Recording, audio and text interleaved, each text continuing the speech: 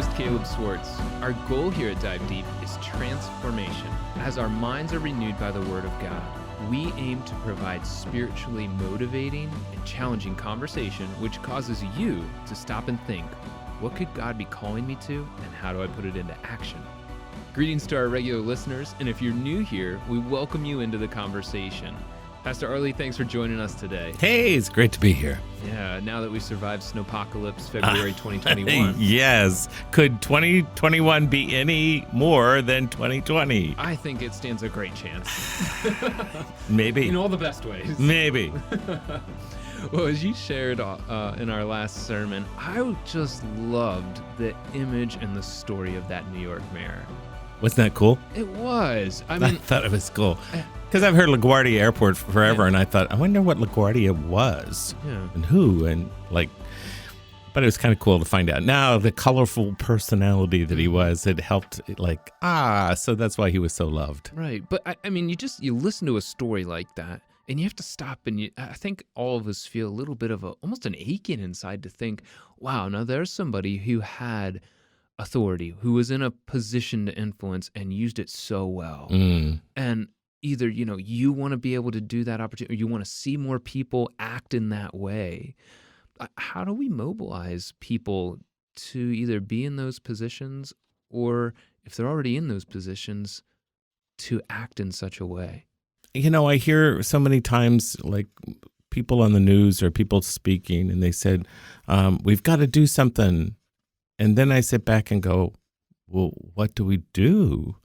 Like, I don't know how I can affect and bring about change in greater ways beyond my own world. Mm-hmm. And so I think that, I think it's just the importance of making a difference where we are, impacting the people around us, encouraging the right, and supporting when we see something that is benevolent. It is the kind of heart and spirit that we want to see reproduced. Yeah. And then, talking about it and reinforcing it. Mm-hmm. I just don't think we get any place like with the criticism and the negativity that seems to be so prevalent. Yeah. I think we have to just keep reinforcing the positive of what we see coming and where we see it, and encouraging those to speak out and move forward.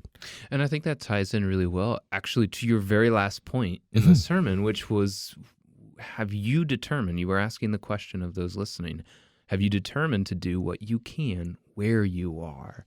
So, we hear these positions, these individuals like the mayor who had a position of power, and maybe some people desire to have that opportunity, but bring it back down to where they're at right now. Yeah, I just think that, like, so many times we all feel like, what can I do? I'm nothing. And so we do nothing.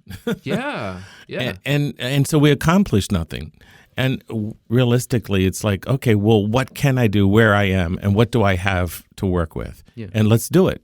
And so I think that, keeping on that track and keeping on that mindset, like where we can help bring about change and we can help make a difference, keeping ourselves free from the kinds of things that would destroy that image, and, make sure that, like, I'm thinking about long-range consequences rather than short-term pleasures. Mm-hmm. Those kinds of things are the ways that I think we can impact our world and make a more significant change around us. And, it's interesting, there's a dichotomy that's arising there where you're talking about keeping in mind the danger of the long-term consequences versus short-term pleasure. But then on the flip side of that, this whole idea that Jesus taught of being faithful in the little things for the sake of producing an eternal reward. So that long-term gain for the short-term sacrifice. Yeah. They're total opposites. Absolutely. And I just think that's so interesting. Well, we were just talking, my wife and I, Sharon and I were talking just last night, and we were just discussing, some major personalities in the Christian community who fell and were immoral. And, like, we both have books of theirs. We both have CDs and DVDs of theirs. And it's like, I don't even want to, I threw them away. Because even though they had some good principles and some solid thoughts, they were all discounted by their actions. And they're short-term pleasure seekers ended up destroying their long-term impact. Yeah. And it was just like, and so that's why I guess I say for all of us that if we can really delay those kind of short-term, desires for longer-term impact, we can make a difference.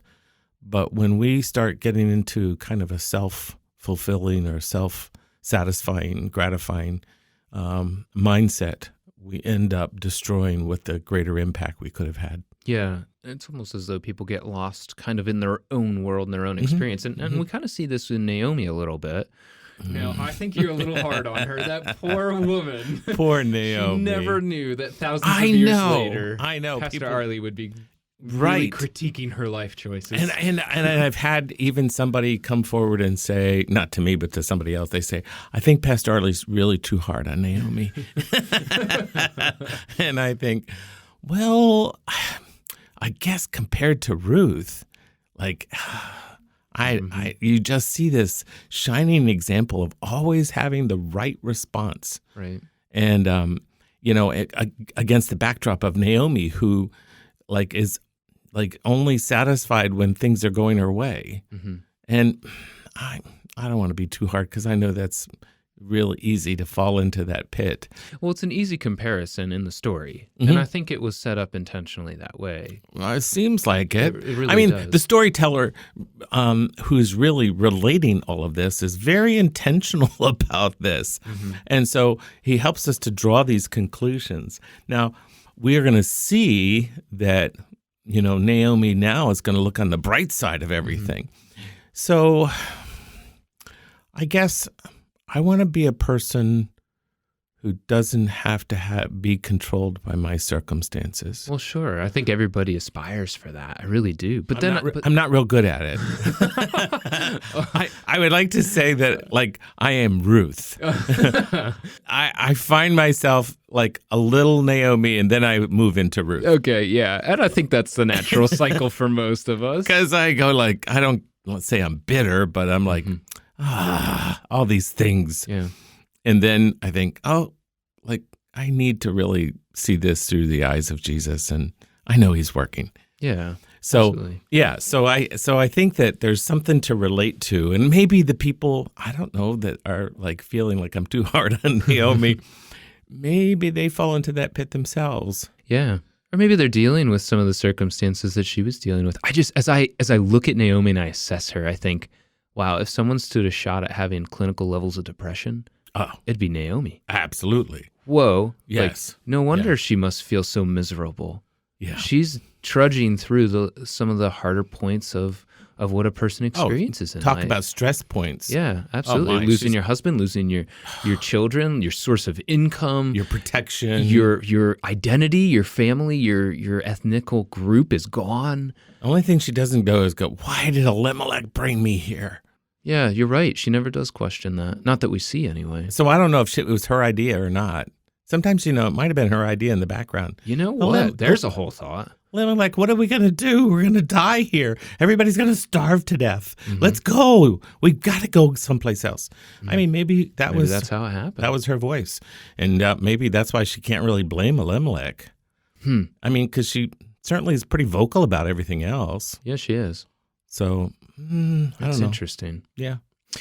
Well, I mean, obviously, there's a set of circumstances. We're talking about providence here. Mm-hmm. So God is orchestrating things. And it made me think, and I was having a conversation with another friend on Sunday after the sermon. We were just talking about some of these dynamics. It's a fun conversation to talk about because I've heard lots of people and feedback. It's a conversation piece about this whole series because it's just wow, I just never thought of these things or never processed deeply about all of this. Mm-hmm. So, yeah. Well, and I think similarly, if we can sort of stand as a observer of our own lives and look backwards, we can see a lot of these providential pieces at play. Sure. I think everybody can do that, and I no doubt can from my personal experience. But as I look at what Naomi suffered and what Ruth chose to do, it just makes me wonder, what if Naomi needed to walk through this season of depression and this low point in order for Ruth to become and be in the circumstances that she needed to be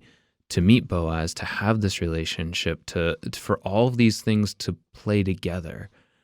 Mm. And it makes me just go, wow. Because at the same time, understand, if Naomi had chosen to be more like Ruth, God still could have orchestrated all the circumstances to produce the same outcome. Yeah. Oh, sure. But you're the same saying, time, like, do you think there's a cause and effect kind of thing because Naomi Ruth felt the need to be the positive person. She felt the need to like cheer up because certainly there was a relationship that had gone deeper prior to all of this. And so I don't know where Ruth came from, what her family structure was like, what the difficulty was.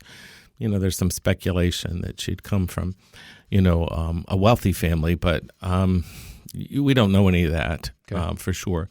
And so you kind of wonder, like, maybe she found something in Naomi that she hadn't found before.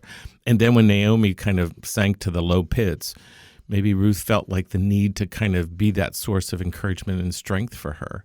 And we keep seeing it, like, because depression immobilizes you. Right. It does. Exactly. And that's why as I'm looking at her, I'm thinking, boy, this could be clinical depression right here. And here we have Ruth at a point of saying, I'll go out and get some food. Naomi doesn't say, yeah, good idea, I'll come with you. She just goes, okay. Right. Yeah, right. Okay. Which sounds very depressed. Yeah. So, because that immobilizing kind of fear and impact that comes as a result of depression. And so Ruth is the other side. I mean, she's like, yeah, we're going to do something with where we are. And we're not just going to sit here and let it happen. We're going to make a difference. Yeah. And now as we follow Ruth around, I got to bring this up. The 30 pounds of grain. Like, guys, listen up. If you want to know how to treat a lady, give her 30 pounds of grain. Wow. I mean, I think it's akin to chocolate. They didn't have chocolate at the end, but then. But I don't know that grain releases endorphins like chocolate does. I've never tried 30 pounds of grain at one time. We don't know, I guess. Fermented grain probably has some of there you go. in fact. But anyway, she ends up with like an overabundance of grain, which would really say there's more to this. Right. And probably this is like the stage where romance is starting to blossom. No wonder he was unmarried. Yeah. Yeah. Yeah, if he gave all his girlfriends 30 pounds of grain. Right, yeah. Could you think of something a little nicer? I was thinking flowers, gold, a ring. Yeah, a nice shawl. Something. Yeah. My goodness. Do you think there's some principles of romance to be seen here as far as initiating a relationship?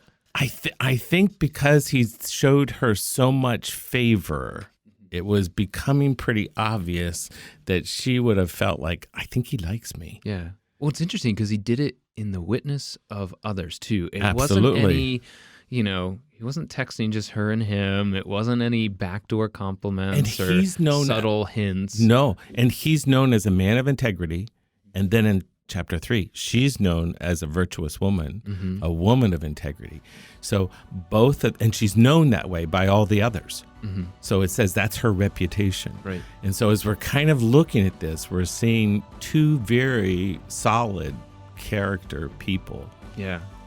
Having an impact and drawing closer to each other. Yeah. And Valentine's Day is coming up. It will be the impetus of the series. Hey guys, go out and price grain because it might work. 30 pounds. I've got bushels of soybeans I can sell if anybody needs. Thanks for connecting with us on CWC Dive Deep. We want to answer your questions. We encourage you to submit a question by going to cwc.life/dive-deep. And if you've benefited from this podcast, then spread the word and tell others about it. Join us next week as we continue our discussion on price and providence. And if you missed past episodes, check those out at cwc.life. Have a great week.